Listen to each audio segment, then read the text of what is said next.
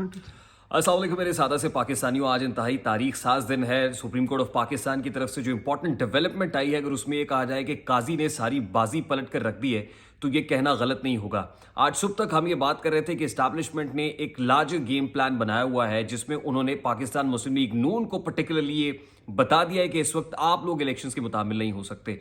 और Lahore high court के through petitioner ने जो पटिशन की और उस पटिशन को कैपिटलाइज करके इंतखाबात में रखना डालने की या जमहूरियत को डीरेल करने की कोशिश की गई, उस तमाम तर कोशिश को जस्टिस काजी फाइज ईसा ने सबूताज करके रख दिया है, उसको मलिया मेड करके रख दिया है। या इस्टेब्लिशमेंट समेत तमाम तर उन कंसर्न क्वार्टर्स जो इलेक्शंस को चाहते थे कि थोड़ी देर के लिए अल्तवा में या खटाई में डाला जाए, उनको तो तहोबाला करके रख दिया है। आज जो इंपॉर्टेंट डेवलपमेंट हुई है उसमें यह भी पता चल रहा है कि justice Qazi Faez Isa and मुक्तदर हल्के या concern quarters they are not at the same page any more. उनके दरमियान जो सफ़ा है, अगर किसी जगह सेम पेज है भी तो वो फट चुका है।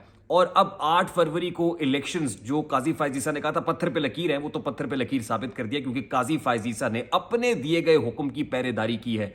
वो हुक्म जो सुप्रीम कोर्ट ऑफ पाकिस्तान ने 3 नवंबर 2023 को इशू किया था और उसमें कहा गया था कि 8 फरवरी के ऊपर कोई कयास आराई नहीं होगी, वो उस फैसले के ऊपर कारबंद है। और ना सिर्फ वो पटिशनर जो उमैर न्याजी पाकिस्तान तहरीक इंसाफ की तरफ से पटिशन लेके कोर्ट में गया था, उसको कंटेम्प्ट का नोटिस इशू किया गया है, बल्कि ये भी कहा गया कि जस्टिस अली बाकिर नजफी जो लर्नड जज है, जिन्होंने इस सारे अमल को सस्पेंड किया है, उस जज ने मिसकंडक्ट किया है। यानी ये बहुत इंपॉर्टेंट स्टेटमेंट है कि ना सिर्फ जज ने मिसकंडक्ट किया, बल्कि उस पटिशनर को भी अब तौहीन अदालत का नोटिस इशू कर दिया गया है। और इस पटिशन को लेकर पाकिस्तान तहरीक इंसाफ बहुत ज्यादा कंफ्यूज थी। वो लोग जो डेमोक्रेट हैं, मुल्क में जमहूरियत के तसलसल को देखना चाहते हैं, उन लोगों के लिए इंतहाई अच्छा दिन है कि जमहूरियत को फलना फूलना चाहिए, पनपना चाहिए, इलेक्शंस होने चाहिए। मुल्की मसाइल का हल यकीनन इलेक्शंस के अंदर है। अब वो लोग ये सोच रहे हैं कि जस्टिस काजी फाइज ने कोई एकतरफा फैसला दिया है या कुछ धौंस से फैसला दिया है, तो उनको ये समझ लेना चाहिए कि इलेक्शन एक्ट की जो शिकें हैं वो पढ़कर सुनाई गई। खुसूसन इलेक्शन एक्ट की शिक 51 और क्लॉज 1, उसके अंदर ये बाकायदा तौर पर लिखा हुआ है कि 2017 के अंदर इलेक्शन एक्ट के अंदर तरमीम हुई थी, जिसमें जो सुप्रीम कोर्ट का अमला है, आरओज और डीआरओज अपॉइंट करने का मामला, वो मशरूत था relevant chief justice of the high court से। और इलेक्शन कमीशन ने उन चीफ जस्टिस को लिखा, लेकिन उन चीफ जस्टिस ने अदालती अमला देने से इनकार कर दिया कि पेंडेंसी बहुत ज्यादा कोर्ट्स की, हम अदालती अमले को इसके अंदर नहीं घुसेड़ सकते। इसके बावजूद chief justice Lahore high court ने खुद ये फैसला किया, ये कहा इलेक्शन कमीशन को कि हमारे पास अमला नहीं है। इसके बावजूद चीफ जस्टिस को जब खत लिखते हैं अली बाकिर नजफी, तो उस पर लार्जर बेंच भी बन जाता है, और लार्जर बेंच में भी जस्टिस बाकिर नजफी उसकी सरबराही कर रहे होते हैं। तो कितनी मज़ाक़ खेज बात है। अब सादा सी बात यह है कि 8 फरवरी को इलेक्शन कमीशन को बांध दिया गया है कि आपने जो प्रोग्राम इशू करना था ना, वो प्रोग्राम भी अभी इशू करें, कल का दिन हमने नहीं चढ़ने देना, क्योंकि कल के दिन से वैसे ही जस्टिस काजी फाइज ईसा छुट्टियों पे जा रहे हैं।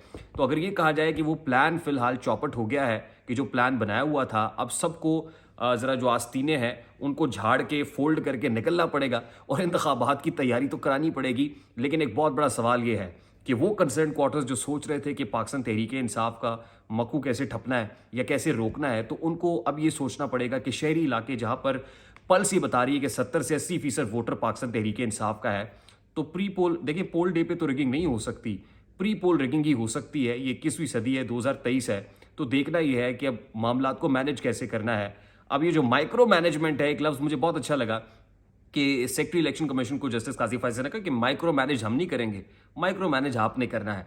अब इलेक्शन कमीशन माइक्रो मैनेजमेंट कैसे करेगा, और ख़ास तौर पे कंसर्न क्वार्टर्स माइक्रो मैनेजमेंट कैसे करेंगे कि उस जमात को जिसकी तरफ से पिटिशन आई थी उसको कम से कम इलेक्शंस के अंदर कोई रोका जा सके और अपनी मर्जी का जो मामला है वो क्रिएट किया जा सके। लेकिन मैं आपको ये बता दूं कि अभी बहुत सारे इंडिपेंडेंट्स आपको मैदान में उतरते हुए और जीतते हुए नजर आएंगे, और उसके बाद जोड़ तोड़ का अमल शुरू हो जाएगा। लेकिन आज के बाद आपको, यानी इस डिसीजन के बाद, एक मोमेंटम दिखाई देगा तमाम तरह पॉलिटिकल पार्टीज़ का। और वो पॉलिटिकल पार्टीज़ की जो लगता था कि शायद सड़कों पर एहतजाज करेंगे इलेक्शन लेने के लिए, उनका काम आज जस्टिस काजी फाइज ईसा ने आसान कर दिया है।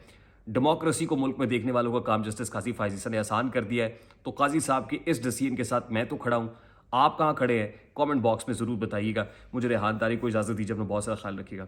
अस्सलाम वालेकुम।